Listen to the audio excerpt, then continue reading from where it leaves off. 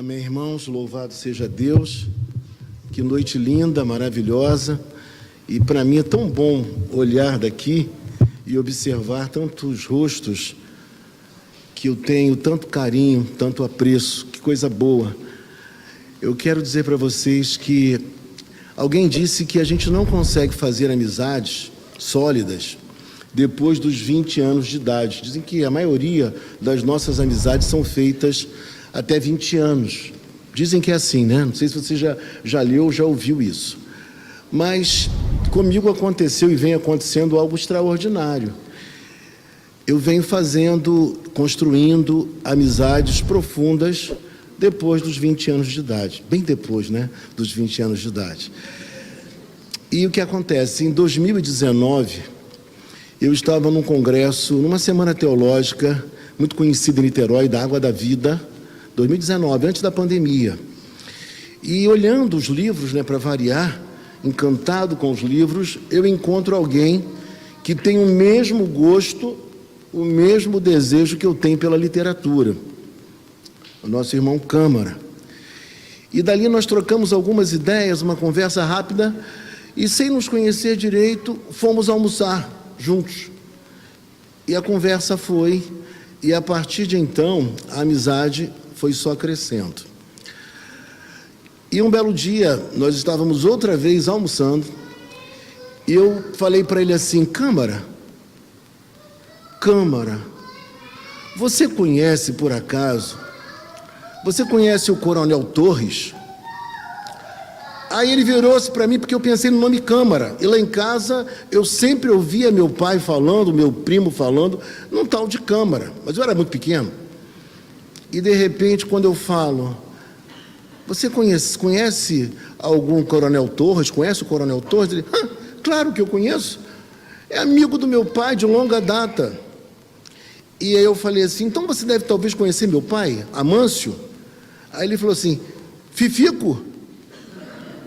Sim, claro, meu pai fala muito no seu pai, diz que seu pai intermediou a aproximação entre o meu pai, né, o Câmara pai, com o meu primo Coronel Torres. E dali também surgiu uma amizade profunda. E eu fiquei assim maravilhado com o que Deus faz. Olha o que Deus faz, né? Agora eu conhecendo Câmara e me tornando amigo dele. Que coisa linda, especial.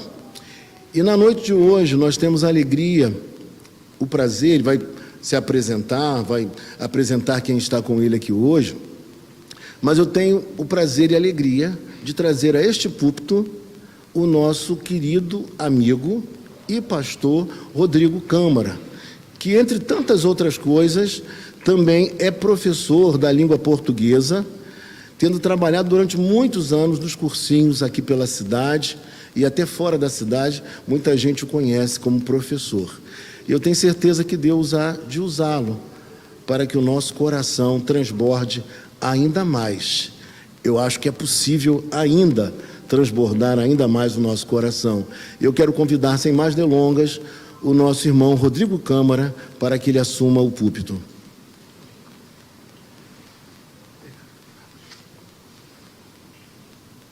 Boa noite, irmãos, a paz, a graça e a paz do Senhor. Eu conheci Carlos e estamos juntos a cada dia, e eu sou eu confesso a fé reformada, e confesso aos irmãos que me apaixonei por essa teologia alguns anos atrás, e fiquei muito feliz de encontrar o pastor Carlos, que tem muito a nos ensinar e tem acrescentado muito na nossa vida, e nós estamos juntos nessa seara. Tem pouco tempo que eu fui ordenado ao ministério, a minha esposa está ali, Camila, meus amigos tão caros aqui, o pastor Gessé, pessoas do nosso convívio, então pessoas muito caras para nós, Ângela, a esposa do Carlinhos, eu cumprimento todos os reverendos da casa, e estou muito feliz de estar aqui, porque, Carlos, se hoje fosse o seu momento de ordenação, eu estaria com a mesma alegria, com o coração cheio de felicidade, torcendo por você, meu irmão. Então a gente fica alegre por estar com os irmãos aqui. Sem mais delongas, abra sua Bíblia em Atos, capítulo 3.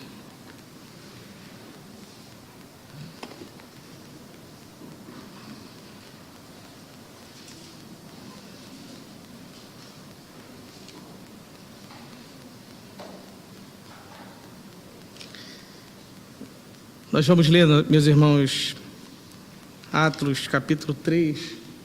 Eu vou até o verso de número 23, mas no decorrer da exposição a gente vai falando verso a verso, tá? Eu queria orar. Antes de pregar, eu gostaria que os irmãos me ajudassem em oração. Senhor, nós estamos na Tua presença mais uma vez diante da Tua palavra. Diante da palavra que tem toda a autoridade. Nós pedimos ao Senhor, independente da capacidade daquele que fale, daquele que ouve, que o Senhor fale conosco. Que o Senhor fale por sua própria palavra esta noite. Nós estamos, como Lutero diz, escondidos na Tua cruz. E pedimos que o Senhor manifeste a Tua graça aqui. Que a sua água a água do Espírito, possa jorrar sobre nós. É o que nós pedimos essa noite, em nome de Jesus. Amém. A palavra do Senhor diz assim: Pedro e João subiam ao templo para a oração da hora nona. Era levado um homem coxo de nascença, ao qual punham diariamente à porta do templo, chamada Formosa, para pedir esmola aos que entravam. Vendo ele a Pedro e João, que ia entrar no templo, implorava que lhe dessem uma esmola. Pedro, fitando-o juntamente com João, disse: olha para nós. Ele os olhava atentamente, esperando receber alguma coisa. Pedro, porém, lhe disse: não possuo nem prata, nem ouro, mas o que tenho, isso te dou. Em nome de Jesus Cristo, o Nazareno, anda. E tomando pela mão direita, o levantou imediatamente, e os seus pés e tornozelos se firmaram. De um salto se pôs em pé, passou a andar e entrou com eles no templo, saltando e louvando a Deus. Viu todo o povo a andar e a louvar a Deus. E reconheceram ser ele o mesmo que esmolava assentado à porta formosa do templo, e se encheram de admiração e assombro.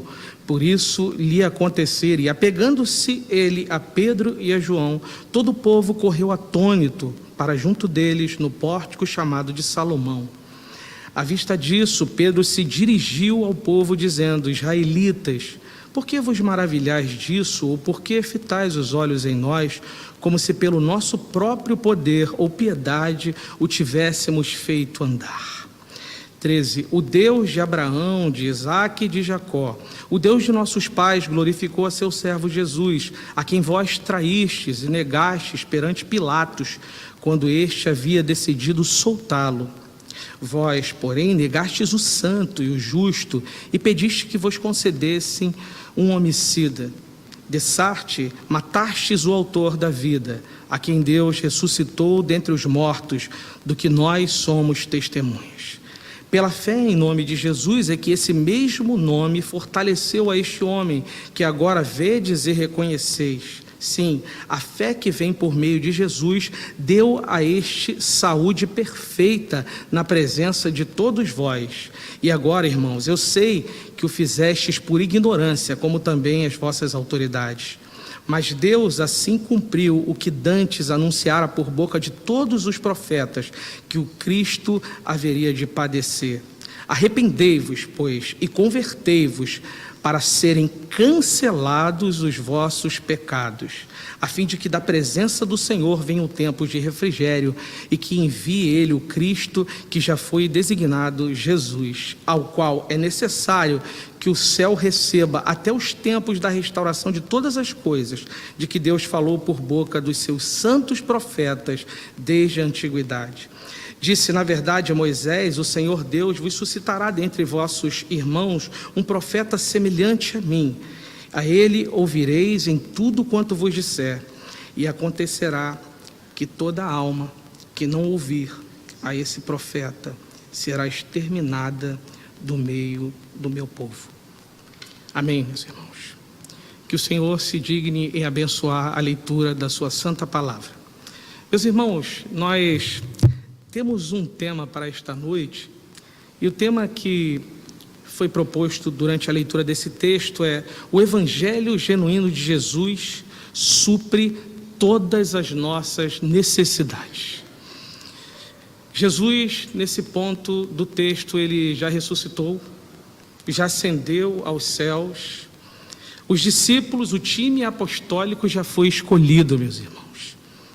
E a grande marca, como o Pentecostes, já aconteceu. O Senhor derramou do seu Espírito sobre toda a carne. A igreja, ela segue, ela está animada.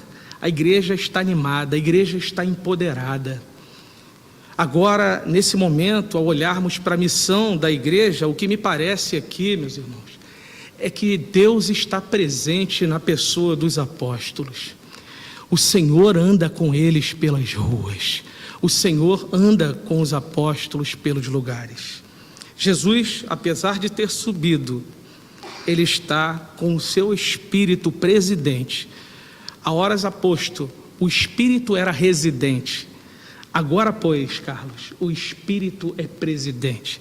E o Espírito preside os apóstolos nessa grande missão de trazer o Cristo Jesus vivo para aqueles que acham que ele está morto. Meus irmãos, nós podemos olhar ao longo desse texto, que nós vemos aqui, o quanto o Evangelho de Jesus, ele ultrapassa todas as nossas expectativas. E se você tem uma expectativa hoje, o Evangelho de Jesus, ele vai superar essa expectativa. Nós presenciamos aqui, meus irmãos, expectativas sendo superadas gradativamente nesse texto. E a primeira expectativa que eu pude observar nesse texto, nessa leitura, enquanto eu estudava para essa palavra, o primeiro registro de um milagre pós-Jesus, um milagre pós a era do Cristo. E eu gostaria que você olhasse o verso 1 comigo, passo a passo. Agora vou fazer a leitura pontuada. E diz assim: Pedro e João estavam se dirigindo ao templo para a oração das 3h da tarde. Pedro e João representam essa igreja primitiva. E talvez nós possamos pensar assim, duas pessoas representantes da igreja assim. E aqui neste momento, Pedro e João representam o compromisso com o ato de servir a Deus, meus irmãos. Eles mantinham hábitos e costumes disciplinares. E nós vemos isso quando eles falam que vão ao templo para a oração das 3h da tarde. Após o empoderamento da igreja, o Espírito Santo agora está presidindo esses homens. A igreja é operativa, a igreja é pungente, a igreja faz a obra de Deus. E uma igreja que não cumpre as disciplinas espirituais é uma igreja desmuniciada do poder de Cristo. Meus irmãos, uma igreja que não cumpre disciplinas espirituais, ela vai enfraquecendo, ela vai perdendo o seu poder, ela vai se esvaindo. Por isso é tão importante, nós que estamos aqui hoje reunidos essa noite, saber que disciplinas espirituais, devocionais, não devem ser banalizadas. Nós precisamos entender o que esses homens entendiam. Esses homens aqui tinham uma rotina de oração. Esses homens tinham uma rotina de busca. Esses homens buscavam o Senhor disciplinadamente. E meus irmãos, faço um parênteses aqui. Nós estamos numa era pós-moderna, onde a disciplina tem caído por terra. Não, minha irmã. Mas nós precisamos ser disciplinados e não banalizar as disciplinas que a igreja tem. Por isso é importante estar aqui. Por isso é importante vir aqui. Por isso é importante estarmos aqui no partir do pão e da comunhão. Amém? Meus irmãos, eu vejo também nesse texto em que nós acabamos de mencionar, no verso 2 entra a presença de um coxo, de um aleijado, e esse homem também tinha uma rotina. A rotina era que pessoas o levavam para ali, para que pudesse esmolar. Se por um lado existe uma disciplina da igreja, existia uma disciplina que também não era da igreja, mas essas rotinas se cruzam. E quando essas rotinas se cruzam, o poder da igreja invade as ruas. E agora a pergunta que fica é: quem era esse coxo de nascença? Pesquisando, a Bíblia não relata o nome desse coxo, nós não sabemos a sua identidade, nem se ele possuía família, nós sabemos aqui no texto. A Bíblia não traz essas informações, mas Atos capítulo 4, verso 22, dá uma informação, que esse homem tinha aproximadamente, meus irmãos, 40 anos de idade. Pedro e João estão ali na Porta Formosa, e a pergunta me fica ainda: o que era um coxo de nascença? Na verdade, ele era um aleijado que sofrera de uma deficiência na infância, e no primeiro século, uma deficiência era praticamente uma sentença à pobreza, porque existia uma condenação à pobreza. Ele era um peso para a sua família e ele era um peso para a sociedade. No mundo antigo, deficientes geralmente, meus irmãos, viviam em profunda miséria. Esse homem ele era levado pelos amigos para pedir esmola a seus amigos, ele não andava sozinho, sofria de uma enfermidade gravíssima. Alguns relatos de historiadores dizem que ele andava rastejando pelos lugares. O texto nos dá a informação que esse coxo está acostumado a fazer uma coisa: pedir esmola. É um ato regular e diariamente ele estava ali pedindo esmola. É possível, meus irmãos, que esse homem tenha visto já Pedro e João muitas vezes. Inclusive, faz-nos pensar que em algum momento esse homem já viu Jesus por ali, por essa porta. Alguns historiadores afirmam que esse homem tem uma vida repleta de sofrimentos. E essa Porta Formosa era uma porta grandiosa, não nos cabe ficar tecnicamente abrindo isso, mas é uma porta formosa emblemática, pelo fato de existir 3 práticas religiosas ao redor dessa porta: oração, jejum e valorização da esmola judaica. É possível que esse homem ficava à porta ali, meus irmãos, porque sabia que nesses lugares onde existiam reuniões religiosas, tinha um povo caridoso, tinha um povo abençoador. Normalmente nessas portas ficam homens desse tipo. Levítico 21, 17 até o 20 diz que coxos eram portadores de deficiências que não podiam entrar no templo. Eles não podiam se relacionar com a religião. E esse homem ele era impossibilitado disso. Fica aí. Esse é o homem que está aqui. Pedro sabe quem esse homem é, sabe do que esse homem precisa, e nos versos de 6 a 8 há uma descrição desse milagre interessante, meus irmãos. E há uma descrição tremenda de um milagre que acontece nesse momento. E o propósito desse milagre é uma quebra de expectativa. Será que nós temos expectativas hoje? Porque qualquer expectativa hoje que nós tivermos, o evangelho da paz, o evangelho da tranquilidade é capaz de quebrar. Por isso, há uma quebra de expectativa, porque outrora Jesus operava milagres nos lugares, mas agora quem está operando o milagre são os seus discípulos. A gente pensa aqui no verso 11, porque há uma euforia, eles estão atônitos. É um escândalo, meus irmãos, é um escândalo, meus irmãos. Homens de Deus praticando os mesmos milagres nos moldes de Jesus. E aqui no verso 11 nós vemos isso. Eles ficam em grande euforia. Eles pensavam que aquele que operara milagres morreu. Só que o Cristo andando por aí na pessoa dos discípulos. Então, acontece esse grande sinal de milagre. Aqui um grande testemunho a respeito da ressurreição de Jesus por causa desse milagre, meus irmãos. O milagre, ele cumpre um propósito divino. O milagre cumpre um propósito divino. Os milagres que Jesus realizara e os apóstolos eram chamados de sinais. E o sinal tem um objetivo claro, bem claro. o sinal sinaliza algo. Os milagres tinham além de um fim em si mesmo, entendem, meus irmãos? Eles tinham um motivo muito maior. E quando falo isso, falo com o coração contrito hoje aqui essa noite. É verdade que o Senhor, por sua misericórdia, Ele podia operar um milagre individual na vida de cada um.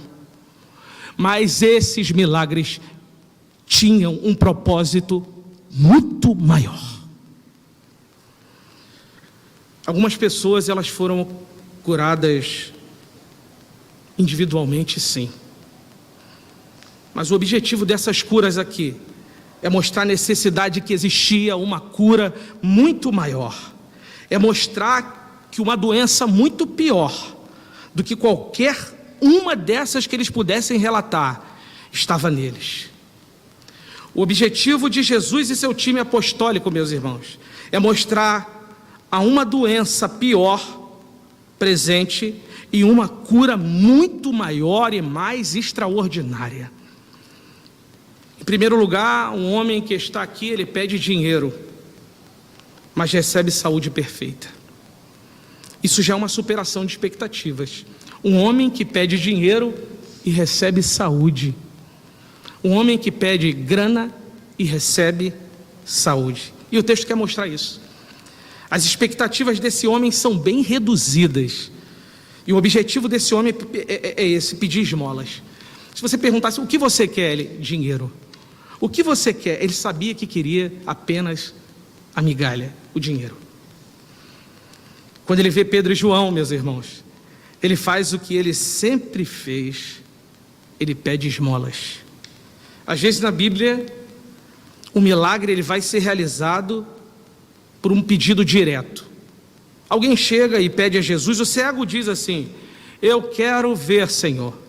E às vezes, pela fé, Jesus dizia, que seja feito conforme a sua fé. Cristo disse isso algumas vezes. Algumas vezes. Mas nem sempre isso acontecia. Primeiro, esse homem quer dinheiro e não tem fé. Esse homem não está pedindo uma cura no texto. O texto fala a todo momento. Mas sai com ela no final do propósito. Isso supera as nossas expectativas aqui essa noite, meus irmãos. Isso fala de maneira tremenda a nossa vida, meus irmãos. E nos versos de 4 a 6, Pedro diz assim, Pedro no verso 4, acompanhe comigo. Pedro, fitando juntamente com João, disse, olha para nós, que senso de responsabilidade, meus irmãos, olha para nós. Ele os olhava atentamente, esperando receber alguma coisa. Pedro, porém, lhe disse, não possuo nem prata nem ouro, mas o que tenho, isso eu te dou. Em nome de Jesus Cristo, o Nazareno, anda. Pedro está olhando para ele está esperando esmola. Ele está esperando dinheiro. Pedro frustra mais uma vez esse pedinte.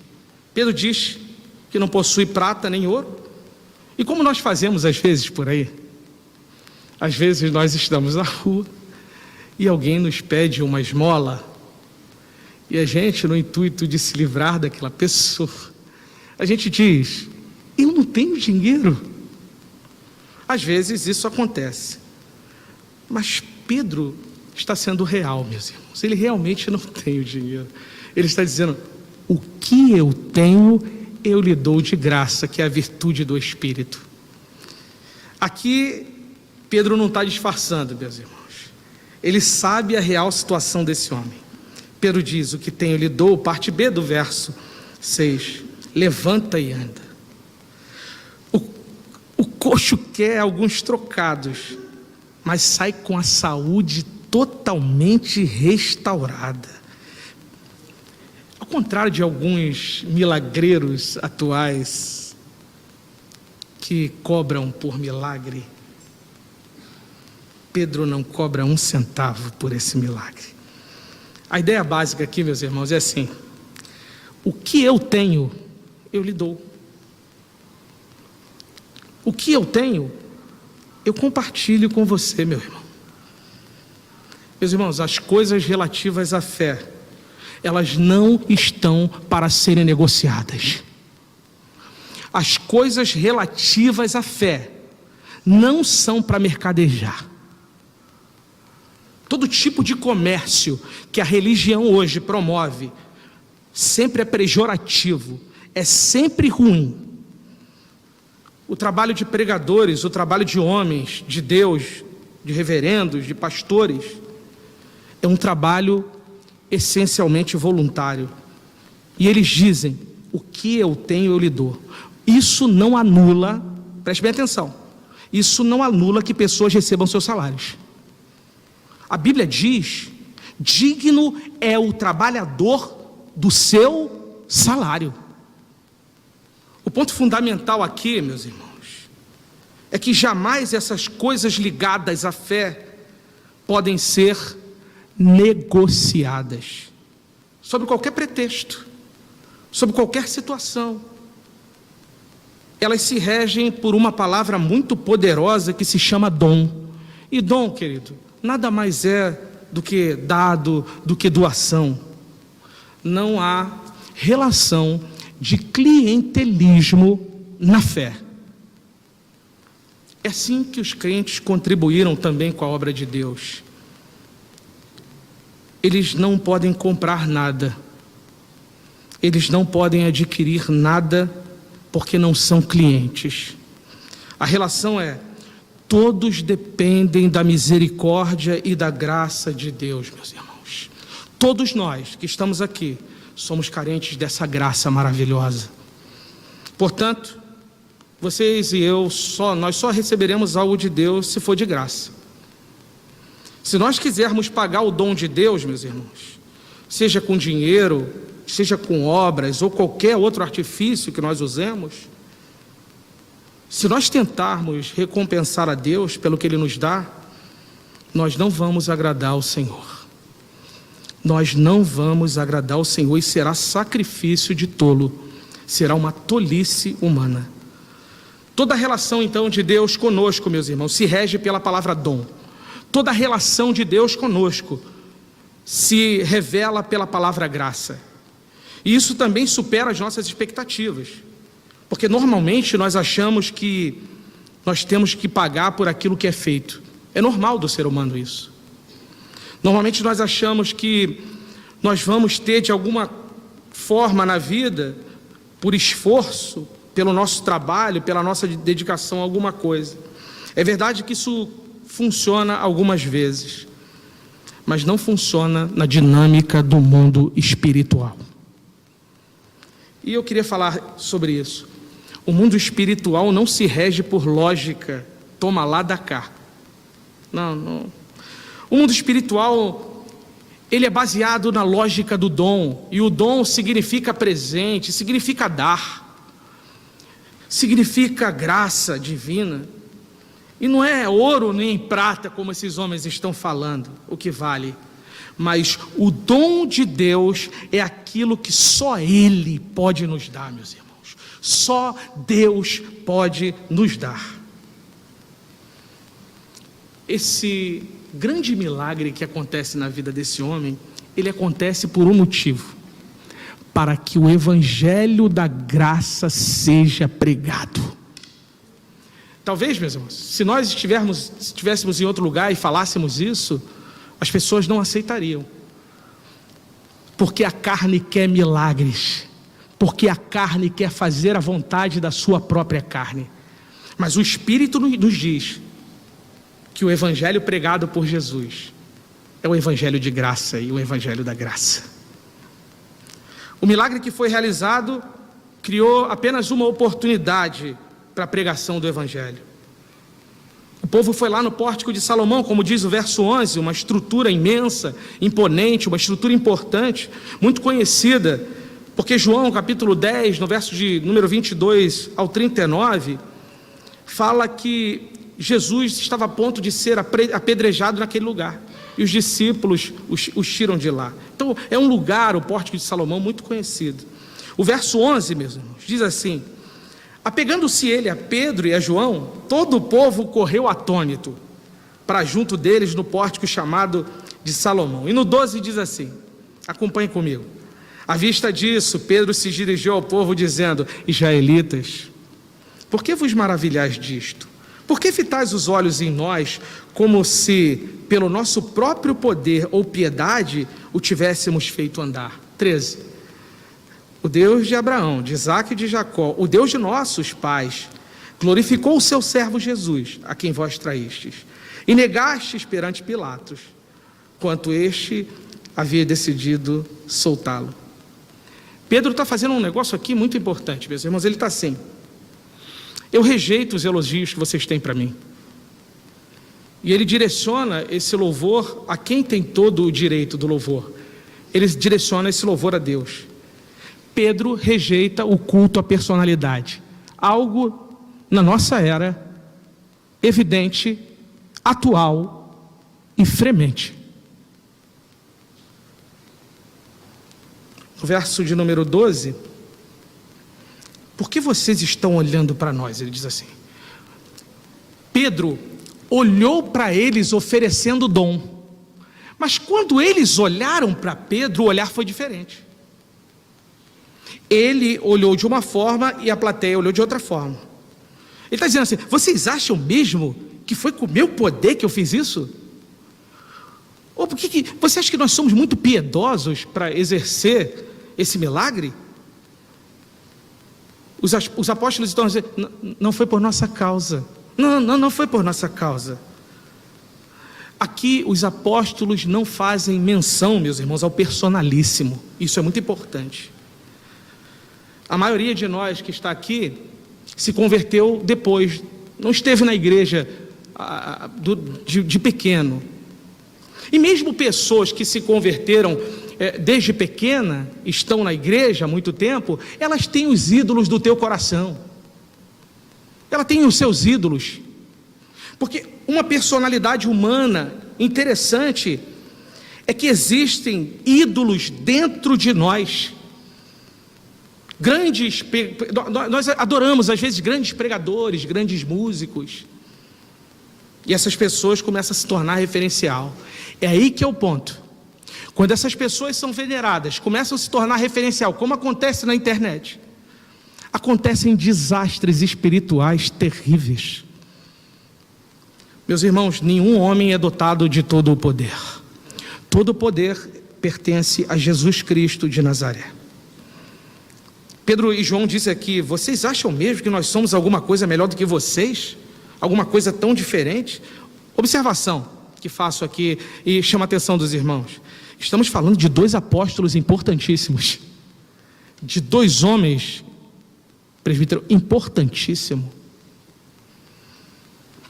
Não há problema nós admirarmos pessoas, ensino. O problema é a gente elevar essas certas pessoas à categoria de ídolos.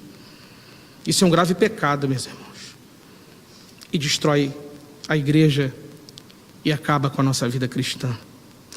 Pedro faz então questão de dar glória a Deus que é devida. No verso 13, observe comigo: o Deus de Abraão, de Isaque e de Jacó, o Deus de nossos pais, glorificou a seu servo Jesus, a quem vós traístes e negastes perante Pilatos. E aqui eu te chamo a atenção que ele fala Deus 3 vezes.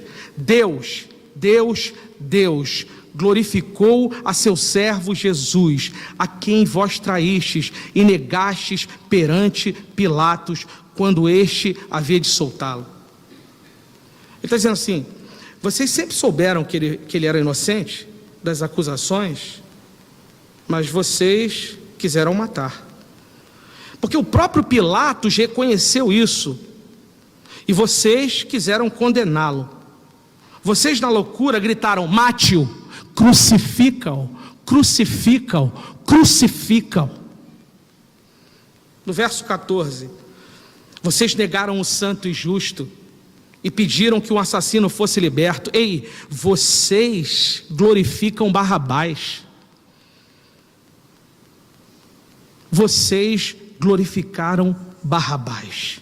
A frase mais paradoxal que me enche, meus irmãos, aqui nesse texto, é o verso 15. Porque tudo que nós temos que falar aqui esta noite é simples: a pregação verdadeira, ela não agrada os seus ouvintes, e nós não estamos aqui para agradar ninguém. Nós estamos aqui para agradar ao Senhor. E no verso 15, algo que mexe com o meu coração: vocês mataram o autor da vida. Meus irmãos, sabe, nós fazemos aquelas pregações enormes, homilética, hermenêutica, a gente para pesquisar. E um homem como Pedro é capaz de converter. Nós estamos errados em alguma coisa, porque um homem como esse, capaz de chamar 5.000 pessoas, Carlos.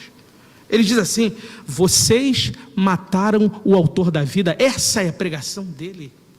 Ei, no meio de uma plateia como essa, ele diz: vocês mataram Jesus. Pedro não alivia a situação dos seus ouvintes, meus irmãos.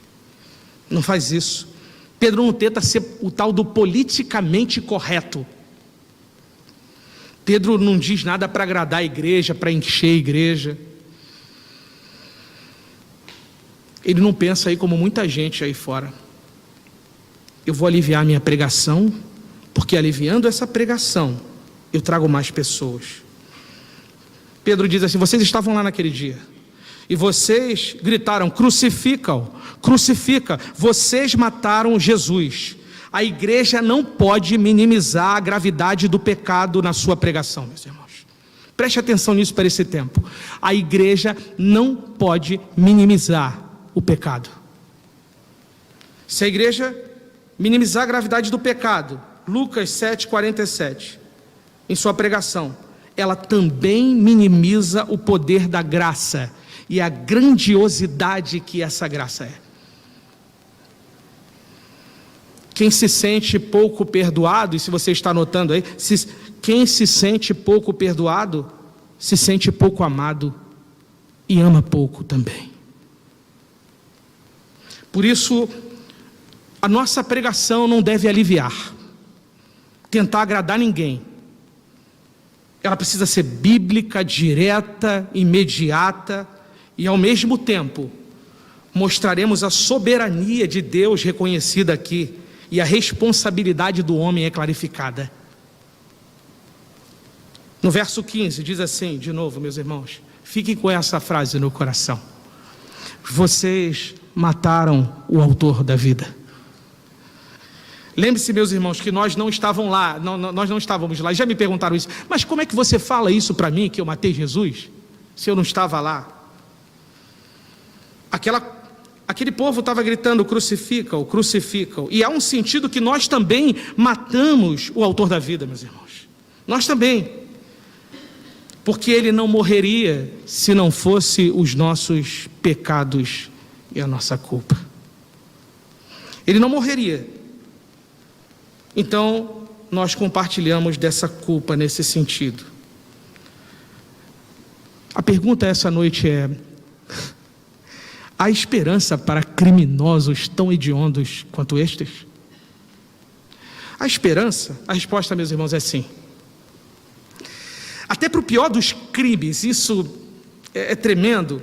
Até para a pior pessoa diante do pior crime, até para aqueles que estavam diante de Pilatos dizendo: crucifica-o, crucifica-o.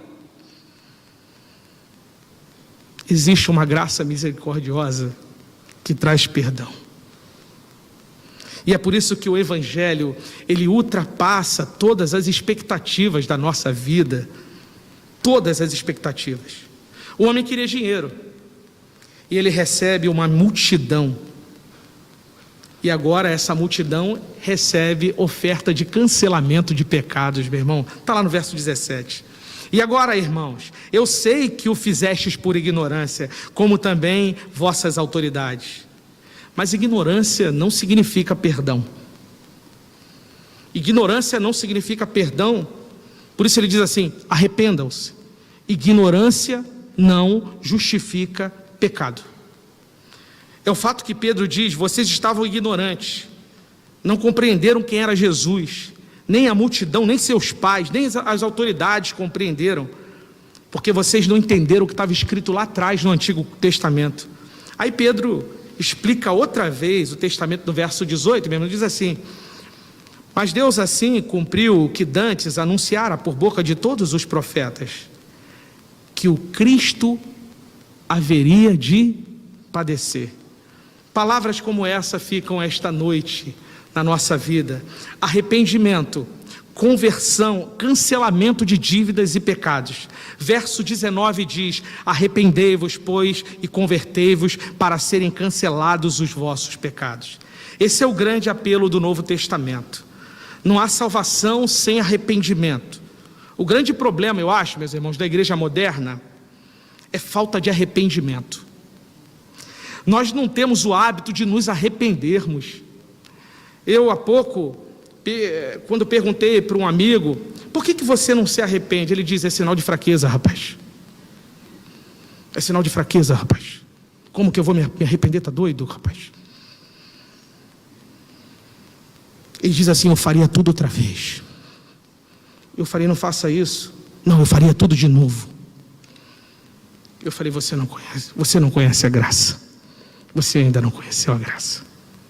O arrependimento é a condição primária, meus irmãos, para a gente ter uma vida com Cristo. Nós precisamos nos arrepender. E falo aqui de um exemplo muito comum. Existe a figura de duas testemunhas em Apocalipse. E eles são invencíveis porque eles pregam o Evangelho. Enquanto eles pregam, eles são invencíveis. A missão da igreja é assim: durante o tempo que o Senhor determinou para pregar o Evangelho, nós vamos estar cobertos por Ele. Mas há um detalhe muito especial nessas duas testemunhas de Apocalipse que me chama a atenção.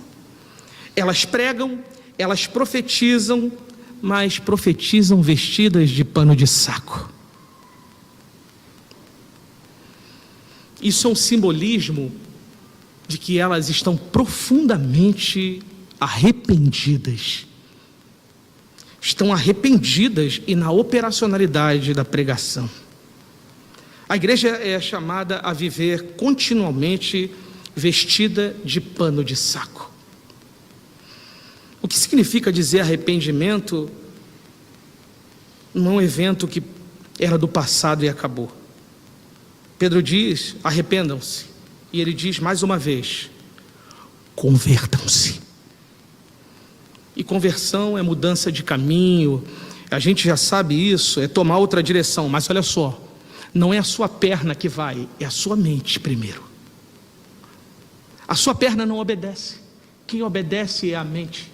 E o nome disso é metanoia, é mudança de mente. Se nós não mudarmos a nossa mente, nós não mudaremos os nossos atos. Queridos, essa noite, permita-me dizer isso: se nós não mudarmos a nossa mente, o nosso coração, nós iremos sempre para os mesmos lugares. Você precisa tomar essa decisão dentro da tua mente. É mudança de mente, é mudança de cabeça. A mente muda primeiro, então as pernas obedecem. Ao contrário, não funciona, não dá. Se tiver dentro de nós uma mudança interior, meus irmãos, profunda, a gente consegue conceber o Evangelho de Jesus, ele vai brilhar em nós. Não adianta tratar os membros do nosso corpo se nós não tratarmos o coração. E permita dizer uma coisa: Pedro diz assim: arrependam-se. Ele dá essa ordem para as pessoas: arrependam-se. Ele sabia que aquelas pessoas não tinham condição de se arrepender. Mas a Bíblia não livra de ninguém da responsabilidade do homem.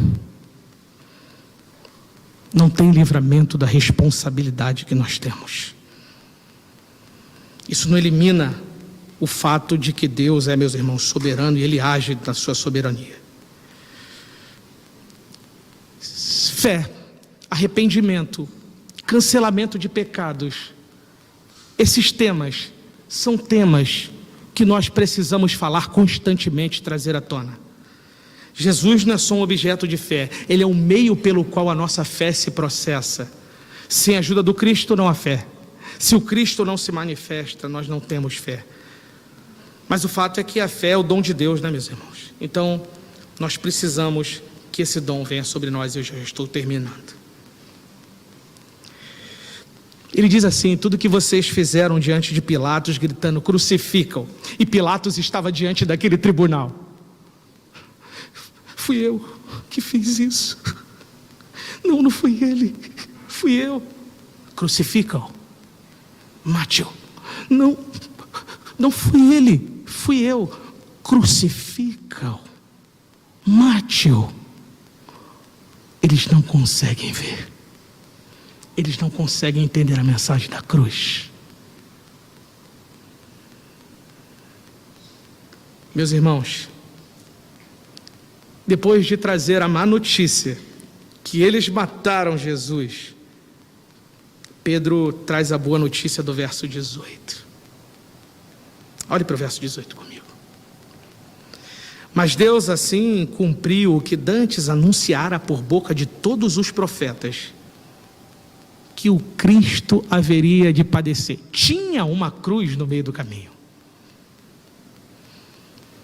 Ele se entregou, porque ninguém era capaz de matá-lo. O Cordeiro tinha todo o poder, meus irmãos. A morte de Jesus, ela não foi acidental. Cumpre o que estava escrito no Antigo Testamento, antes dito pelos profetas, e nos versos de número 19 a 23, expositivamente, você percebe isso. Pedro dá 3 motivos para que aceitem a pregação, e ele diz assim: primeiro, aceitem a pregação verdadeira e genuína do Evangelho, para que seus pecados sejam apagados. 2, para que venham tempos de refrigério. 3, para que ele envie o Cristo que foi designado.